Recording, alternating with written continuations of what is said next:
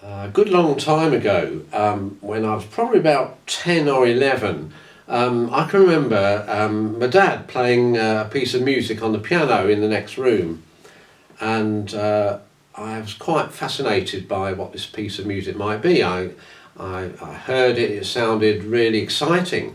The harmonies were kind of gorgeous, wonderful kind of harmonies, and it sounded very passionate as well. And I remember just standing by the door was ajar, and standing there listening and thinking, "Oh, I'd love to be able to play that piece of music." I was learning to play the piano. I could do about the 5 finger exercise and chopsticks, but I thought one day I'd really like to be able to play that piece of music. I can remember probably weeks later he was playing it again. I just sort of said, what is that? What is that piece? He doesn't really want to know.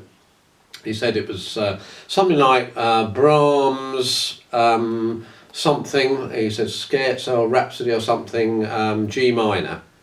And that obviously stuck in my head, and it stayed there for 50 years. Because a couple of weeks ago I could remember this being excited by this piece of music and thinking, right, it's a long time ago Dad used to play that. Brahms something or other, Scherzo, Rhapsody. I remember what he said, but I'd never seen it or heard it since. And so I kind of trailed through YouTube clips, putting in Brahms piano music, Brahms Scherzo, Brahms Rhapsody, Brahms G minor. Anyway, it came up. And it turns out this particular piece of music, I didn't recognise every note of it, but certainly the spirit of it, the passionate kind of spirit of it and the wonderful harmonies of it.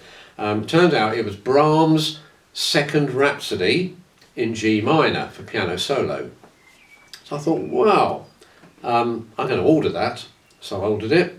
It arrived the next day on Amazon Prime, and I've been learning it over the last few weeks. Still a long way to go, but I could actually have a go at it.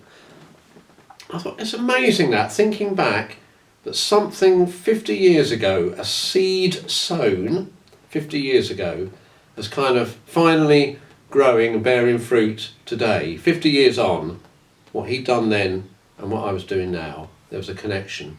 And it got me thinking that if that works as strongly as it did then, those last few weeks and months, surely what Jesus said 2,000 years ago, isn't it a miracle that his words and what he did is still having a profound effect on us today?